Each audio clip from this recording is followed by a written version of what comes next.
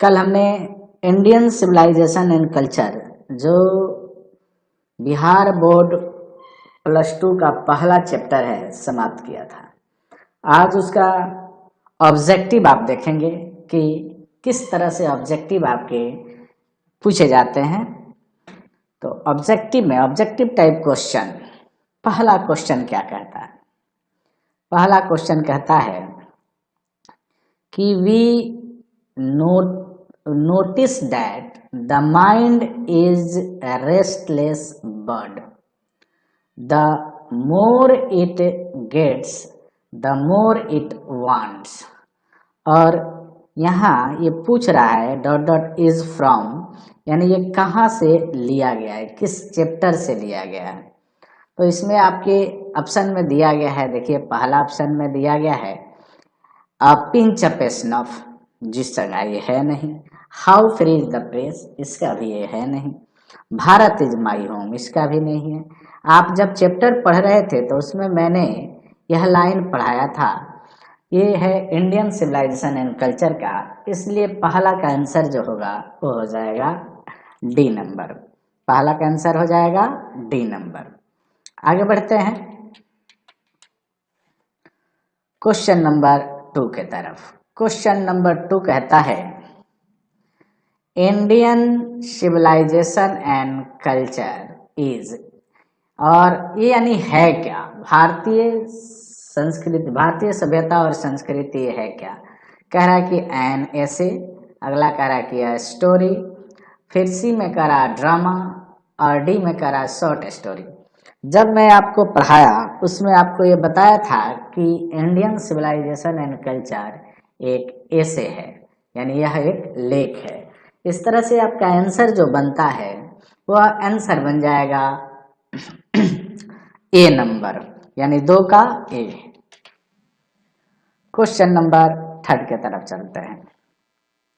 दिया है फेरोज, देखिए इसका उच्चारण थोड़ा ढंग से करेंगे, फेरोज है, ठीक है, फरोह नहीं है या फेरोज, कुछ भी लोग पढ़ता वैसे नहीं पढ़ेंगे, ये है फेरोज। कह रहा Feroz were the rulers of ancient, यानी ये जो फेरोज थे वो कहाँ के प्राचीन के शासक थे। तो जब मैं आपको पढ़ाया चैप्टर उसमें बताया कि ये तो चाइना के थे नहीं, बर्मा के थे नहीं, इंडिया के थे नहीं, तो कहाँ के थे बाबू, इजिप्ट के थे। यानी ये जो फेरोज थे वो कहाँ के शासक को फेरोज कहा जाता है, तो वो कहा जाता है जो इजिप्ट के शासक होते हैं उन्हें फेरोज के नाम से जाना जाता है। चलिए paragraph number 4 sorry question number 4 देखते हैं जो ऑब्जेक्टिव चौथा है। कह रहा है कि my experiment with truth is written by, देखिए ये my experiment with truth written by, यानी यह एक किताब है जिसके लेखक कौन है। ये ऐसे भी पूछा जा सकता है कि my experiment with truth is, ये है क्या, ठीक है। तो कह रहा वो क्वेश्चन भी मिलेगा आपको, पहले इसको समझिए। कह रहा है कि my experiment with truth is written by Manohar Malvankar, नहीं, मनोहर मालवणकर का यह लेख, यह आत्मजीवनी नहीं है। डॉक्टर जाकिर हुसैन, नहीं, इनकी भी नहीं है। तो इंडियन सिविलाइजेशन कल्चर में इसकी बात कही गई है और उसी में आपको बताया गया है कि ये जो है वो महात्मा गांधी की जीवनी है। इस तरह से 4 का जो ऑप्शन होगा सी नंबर, यही आपका आंसर हो जाएगा। आगे बढ़ते हैं क्वेश्चन नंबर 5 के तरफ। क्वेश्चन नंबर 5 कह रहा है आवर फोर फादर्स, यानी हमारे पूर्वज, फोर फादर्स मतलब पूर्वज, डिड नॉट इन्वेंट मशीनरी, उसका आविष्कार नहीं किए, बिकॉज, क्योंकि, क्या कारण था जो इसका आविष्कार ये लोग नहीं किए। क्या ऐसा था क्या कि वो लोग आविष्कार करना जानते ही नहीं थे? नहीं, उन्होंने स्पष्ट कहा है कि ऐसा नहीं था कि हमारे पूर्वज आविष्कार करना नहीं जानते थे, लेकिन इतना जरूर जानते थे कि ऐसे मशीनों का अगर आविष्कार किया जाता है तो वे लोग आलसी हो जाएंगे और अपना मोरल फाइबर जो है ना, मोरल खो देंगे। तो यहाँ आंसर ए में दिया है this would have made us proud, वह नहीं, ये भी नहीं होगा आंसर। दूसरा है this would have made us lazy, यही आंसर तो यही दिख रहा है, लेकिन फिर भी हम लोग सी और डी को पढ़ते हैं कि ये क्यों नहीं होगा। सी कह रहा है कि this would have made us ignorant, यह हमें इग्नोरेंट बना देगा, नहीं। This would have made us smart, यह हमें स्मार्ट बना देगा, नहीं, ऐसा नहीं है। इसका आंसर होगा बी नंबर कि दिस वुड क्या हो जाएगा, this would have made us lazy. तो पांचवा का आंसर होगा बी।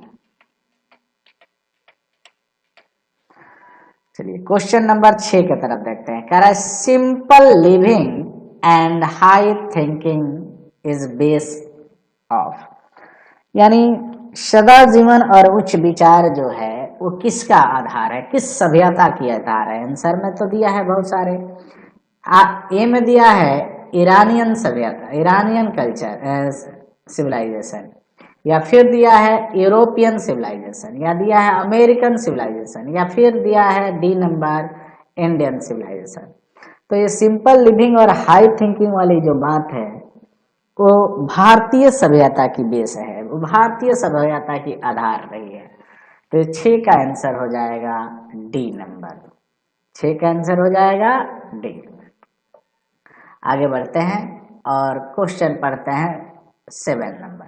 7 नंबर क्वेश्चन दिया है कि Gandhi ji was when to Champaran इन, गांधी जी चंपारण गए, कब गए। दिया है 1917, 1916, 1918, 1915।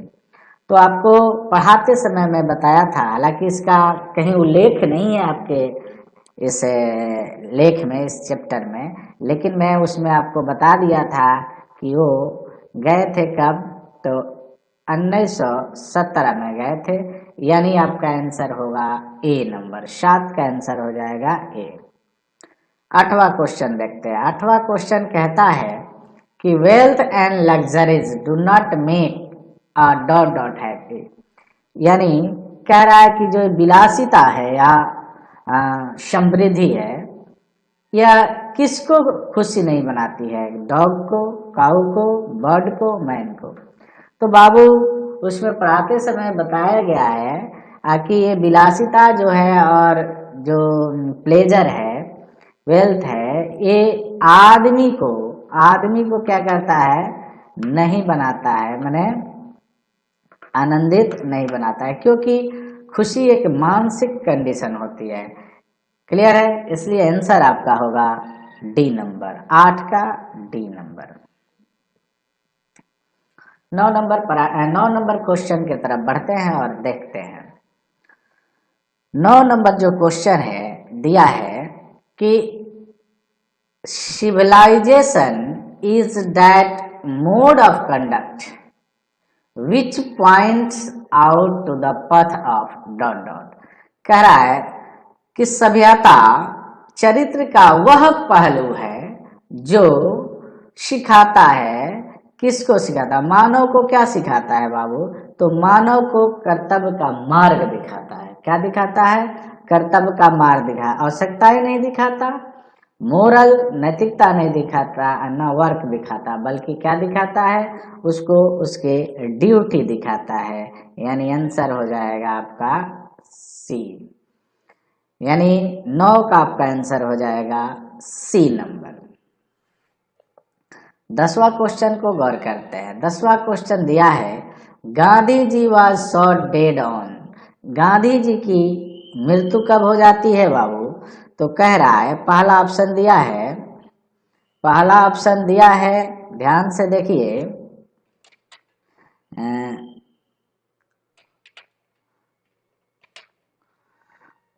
29 जनवरी 1947 दिया है, 30 जनवरी 1947, 2 अक्टूबर 1969 और 13 जनवरी 1948। तो इनकी मृत्यु जो होती है बाबू 30 जनवरी 1948 को होती है, यानी ऑप्शन नंबर डी आपका सही होगा। 10 का जो जवाब होगा वो 10 का जवाब होगा डी 30 जनवरी 1948, 30 जनवरी 1948। आगे बढ़ते हैं और क्वेश्चन नंबर 11 को लेते हैं। चलिए क्वेश्चन नंबर 11 को देखते हैं। क्वेश्चन नंबर 11 कह रहा है what is the glory of India. Bharat की गरिमा क्या है। इट रिमेन्स, और ये कैसा रहता है, तो कह रहा है ग्लोरियस। अगला कह रहा है इमूवेबल। इमूवेबल का मतलब होता है जो मूव न करे यानी स्थिर बना रहे। अगला है ब्यूटीफुल, और उसके बाद है मूवेबल यानी जो घूर फिर सके, बदल सके। तो आपको वहाँ बताया गया है कि भारत की ग्लोरी यही है कि ये हमेशा स्थिर रहा। सारी सभ्यताएं आई और समय के साथ चली गई, लेकिन भारत अपने उसी अवस्था में टिका रहा, और यही उसकी खूबसूरती है। यह भी बात आपको बताया गया था। इट रिमेन्स इमूवेबल होगा। यह क्वेश्चन पूछ भी चुका है, ध्यान देंगे। इम्पोर्टेंट सब क्वेश्चन जो भी ये क्वेश्चन मैं आपको सेट करके दे रहा हूँ, ये सारा क्वेश्चन इम्पोर्टेंट है आपके एग्जाम के दृष्टिकोण से। एग्जाम पॉइंट मैंने एग्जाम के दृष्टिकोण से यह जितने भी क्वेश्चन हैं ये सारे क्वेश्चन मस्ट इम्पोर्टेंट है। चलिए तो 11 नंबर का आंसर हो जाएगा बी। क्वेश्चन नंबर 12 को देखते हैं। कह रहा है कि who has written Indian civilisation and culture. किसने लिखा भारतीय संस्कृति और सभ्यता। ये जो भारतीय संस्कृति और सभ्यता जो लेख है, यानी ये जो है उसके लेखक कौन है। ए में दिया है मनोहर मालगोनकर। आपको पता होना चाहिए कि मनोहर मालगोनकर आप पिंच ऑफ स्नफ के हैं। दूसरा दिया है डॉक्टर जाकिर हुसैन, ये भारत इज माय होम का है। क्लियर है। और तीसरा दिया है महात्मा गांधी, यही आंसर सही है। और चौथा दिया है जवाहरलाल नेहरू। तो +2 के किताब में जवाहरलाल नेहरू कोई उनका कोई लेख या कोई भी वर्णन नहीं है। 11th में है एनिमल इन द प्रिजन। तो ऐसे यहाँ आपका आंसर जो बनेगा 12 का आंसर बनेगा सी नंबर। तो 12 का आंसर हो जाएगा सी। 13 में चलिए क्वेश्चन नंबर 13 क्या कहता है। कहता है हु वर फिरोज। फिरोज कौन थे। अभी एक क्वेश्चन आया था, इसी पर आपने देखा, वहां भी यही बताया गया था कि इजिप्ट के जो शासक हुआ करते थे उनको हम लोग फिरोज बोला, माने उसको फिरोज बोला जाता था। तो यहाँ दिया है इम्पेरर्स ऑफ रोम, जो होगा नहीं। इम्पेरर्स ऑफ इजिप्ट यही संभव है। इम्पेरर्स ऑफ इंडिया होगा नहीं, और इम्पेरर्स ऑफ जापान भी नहीं होगा। यानी आपका 13 का जो आंसर होगा वो होगा बी नंबर। क्या होगा बाबू, बी नंबर होगा, यानी आपका आंसर हो जाएगा बी। आगे बढ़ते हैं क्वेश्चन नंबर 14, 14 नंबर क्वेश्चन को देखते हैं। कह रहा है Indian taught us, sorry civilisation taught us, सभ्यता हमें सिखाती है, क्या बनना सिखाती है, टू बी अ रूड, यानी रूड बनना सिखाती है, असभ्य बनना सिखाती है। अगला दिया है टू बी ह्यूमन, मानव बनना सिखाती है। टू बी इनह्यूमन, अमानव बनना सिखाती है। नन ऑफ दीज, इनमें से कोई नहीं। तो सभ्यता हमें मानव बनना सिखाती है, इसीलिए 14 का जो आंसर बन के सामने आएगा वो होगा बी। क्लियर हुआ। ध्यान देंगे आप, सारे का आप नोट्स बना लेंगे। ये आपके एग्जाम में 100% क्वेश्चन यहीं से रहेंगे। आपको ज़्यादा कुछ देखने की जरूरत, जितना बताया जा रहा है इसको गौर से पढ़ने की जरूरत है। चलिए क्वेश्चन नंबर 15 यानी 15 नंबर क्वेश्चन क्या कहता है, कह रहा है some of immediate and brilliant result of modern civilization, जो आधुनिक सभ्यता के कुछ परिणाम हैं, टू मेडनिंग टू रेसिस्ट, यानी इतने पागलपन है कि इन्हें सहन नहीं किया जा सकता। यह एक लाइन है और ये लाइन आपको मैं इंडियन सिविलाइजेशन एंड कल्चर जब पढ़ा रहा था उसमें अंडरलाइन भी करने को बोला था। अब ये पूछ रहा है इज फ्रॉम, कहाँ से लिया गया है, तो कहाँ से लिया गया है ये दो तरह से क्वेश्चन पूछा जा सकता है। इसको पूछा जा सकता है रिटेन बाई, तो जब रिटेन बाई होगा तो आंसर होगा महात्मा गांधी। लेकिन जैसे ही ये क्वेश्चन आपसे पूछा जाता है कि इज फ्रॉम यानी कहाँ से लिया गया है, तो आपको इसके चैप्टर का नाम बताना होगा कि किस चैप्टर का ये लाइन है। तो भारत इज माई होम का ये लाइन है नहीं। पिंच ऑफ स्नफ जो बी नंबर में है इसका भी आंसर नहीं है। सी में दिया है इंडियन सिविलाइजेशन एंड कल्चर, यही आपको मैं पढ़ाया भी हूँ और अंडरलाइन भी उसमें आपको कराया था। तो ध्यान रखेंगे ये जो लाइन है कि some of immediate and brilliant results of modern inventions are too maddening to resist, यह जो लिया गया है इंडियन सिविलाइजेशन एंड कल्चर से लिया गया है। इस तरह से 15 का यानी 15 का जो आंसर आपका निकल कर सामने आ रहा है वो होगा सी नंबर। चलिए क्वेश्चन नंबर 16 यानी 16 नंबर पर चलते हैं। कह रहा है civilisation is that mode of conduct, सभ्यता वह आचरण है which point out the path of duty, जो मानव को क्या सिखाती है, बाबू जो क्या सिखाती है, तो कर्तव्य की मार्ग सिखाती है। और ये भी जो क्वेश्चन पूछा गया है वो पूछा गया है इज फ्रॉम, यानी इसको लिया कहाँ से गया। फिर बोल दूं अगर इसको कहता रिटन बाई तो आपको लेखक का नाम बताना पड़ता है, लेकिन ये कह रहा है कि इज फ्रॉम यानी ये है कहाँ से लिया गया है। तो उस समय भी आपको जब मैं इस चैप्टर पढ़ाया हूँ लाइन बाय लाइन उसमें अंडरलाइन भी कराया हूँ, नहीं तो वीडियो देख लेना आपको पता भी चलेगा। देखिए दिया है भारत इज माई होम, इसका तो यह है नहीं, अभी तक तो हमने पढ़ा भी नहीं है इसे। पिंच ऑफ स्नफ इसमें अभी नहीं है क्योंकि इसको भी हमने अभी तक पढ़ा नहीं है। इंडियन सिविलाइजेशन एंड कल्चर इसी का ये है। और ये जो नीचे दिया है D number ideas that have help Mankind, इसका भी ये लाइन नहीं है। तो इस तरह से 16 का जो आपका आंसर हुआ वो हो गया C number Indian civilisation and culture.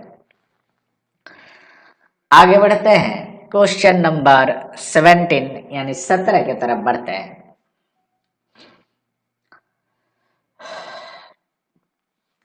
दिया है the Gujarati equivalent for civilisation means, यानी गुजराती में सभ्यता का मतलब क्या है।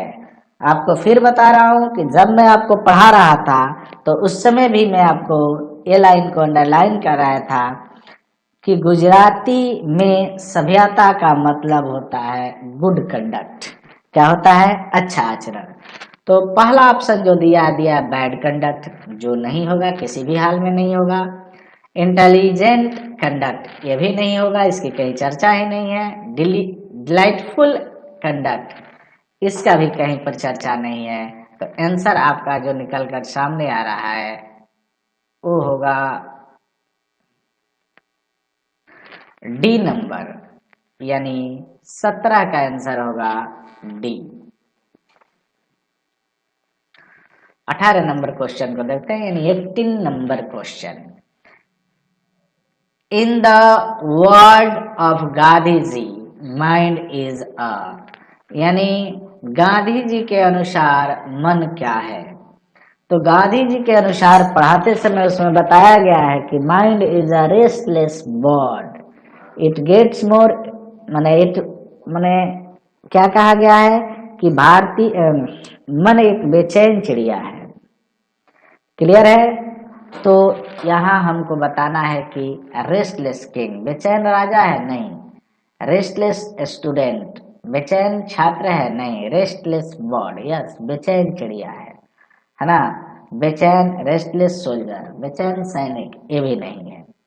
तो आपका जो 18 का आंसर सामने जो आ रहा है वो होगा सी, रेस्टलेस बर्ड, बेचैन चिड़िया। यानी गांधी जी के अनुसार मन एक बेचैन चिड़िया के समान है।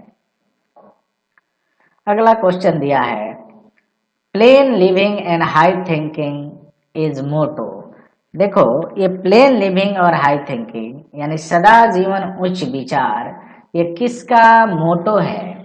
तो पढ़ाते समय उसमें हम बताए थे कि ये जो वेस्टर्न फिलोसफर होते हैं, दार्शनिक लोग, उनका यह क्या होता है, मोटो है। तो यहाँ दिया साउथर्न फिलोसफर गलत है, वेस्टर्न फिलोसफर सही है, नॉर्थर्न फिलोसफर गलत है।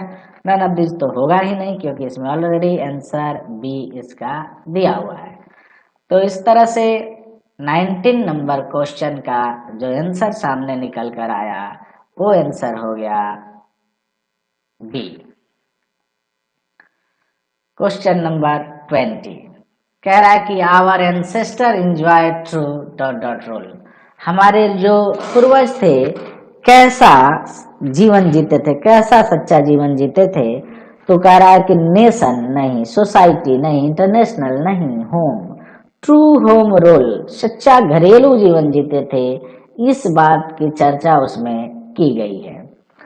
तो आपका जो आंसर होगा वो आंसर होना चाहिए नहीं होगा होम यानी डी। इस तरह से 20 का आपका आंसर बन के सामने जो आया वो हुआ बी यानी home rule, true home rule. क्या हो जाएगा? True home rule. चलिए 21, 21, 22, 23, 24 और 25 को थोड़ा सा समझने की जरूरत है। और ये क्या कहता है इसको समझिए। ये दो तरह से आपसे पूछे जा सकते हैं, एक तो इज टेकन फ्रॉम और एक इज रिटन फ्रॉम। यानी यह लाइन लिया कहाँ से गया है और इसके लेखक कौन है। तो पूछने का ऑप्शन पर, चूंकि ऑप्शनल होता है तो इसमें ऑप्शन दिया रहेगा, तो उस तरह से आप आंसर बनाएंगे। फिलहाल आप इसको देखिए, कह रहा है कि our swaraj depend not upon multiplying our wants. हमारा जो स्वराज है निर्भर नहीं करता कि हमारी चाहते क्या हो जाए, निरंतर बढ़ती जाए, बट अपॉन रेस्ट्रिक्टिंग वांट, बल्कि उस पर निर्भर करता है कि हम अपने चाहतों पर रोक लगा दें। क्या करें? अपने चाहतों पर रोक लगाएं। और ये पूछ रहा है इज टेकन फ्रॉम, तो ऑप्शन यहाँ ऑलरेडी दिया रहेगा, इसमें नहीं दिया है, लेकिन आप जान जाइए ऑप्शन दिया रहेगा। ए में मान लीजिए दे देता है आप पिंच प्रश्न, बी में यहाँ दे देगा मान लीजिए कि इंडियन सिविलाइजेशन एंड कल्चर, सी में दे देता है भारत इज माई होम, और डी में दे देता है मान लीजिए how free is the press. तो आंसर जो बन के तैयार होगा वो बी होगा, इंडियन सिविलाइजेशन एंड कल्चर। लेकिन इसी का अगर आंसर यहाँ दे दे कि महात्मा गांधी, क्या दे दे बाबू? दे दे कि इसका आंसर मैंने अब कह दे रिटेन बाई, या रिटेन बाई में ए में दे दे, नहीं पड़ा, ए में मान लीजिए दे दे महात्मा गांधी, बी में दे दे पंडित जवाहरलाल नेहरू, सी में दे दे मार्टिन लूथर किंग जूनियर, और डी में दे दे मनोहर मालवणकर। तो आंसर आपका जो सामने आएगा वो होगा महात्मा गांधी। चलिए 22 नंबर क्वेश्चन सेम है, कह रहा है observing all this our ancestors dissuaded us from luxury and pleasure. कह रहा है कि सारे चीजों का अवलोकन करने के बाद हमारे जो पूर्वज थे हमें सलाह दिए कि विलासिता से और आनंद से दूर रहो। अगर ये पूछ लिया जाए कि इज टेकन फ्रॉम, तो कहेंगे इंडियन सिविलाइजेशन एंड कल्चर। लेकिन अगर ये आपसे पूछ देता है कि इज रिटन बाई, तो कहेंगे महात्मा गांधी। क्लियर? आगे क्वेश्चन नंबर 23 पर चलते हैं। दिया है कि civilisation is that mode of conduct which point out to man the path of duty. ये लाइन दे दे और पूछे इज टेकन फ्रॉम। सामान्य तरह के पूछता है इज टेकन फ्रॉम, तो आपको चैप्टर का नाम बताना होता है। तो आपको पता है कि यह इंडियन सिविलाइजेशन एंड कल्चर से लिया गया है, इसीलिए इसको कहेंगे इंडियन सिविलाइजेशन एंड कल्चर। अगला है 24 नंबर, लेकिन हाँ अगर ये पूछ दे कि रिटन बाई तो महात्मा गांधी। 24 कह रहे after all there is something in Hinduism that has kept it alive up till now. आखिरकार कुछ तो है हिंदुत्व में जो इसे अब तक जीवित रखा है। ये लाइन अगर पूछ देता है कि इज टेकन फ्रॉम, तो सामान्य तरीके से आप आसानी से कहेंगे इंडियन सिविलाइजेशन एंड कल्चर। लेकिन अगर इसी को पूछ देता है कि after all there is something in Hinduism that has kept it alive up till now written by, ठीक है, तो वहां लिखेंगे सॉरी महात्मा गांधी। आंसर क्या हो जाएगा? महात्मा गांधी। अंतिम आज के लिए ऑब्जेक्टिव है, कह रहा है कि a man is not necessarily happy because he is rich और unhappy because he is poor.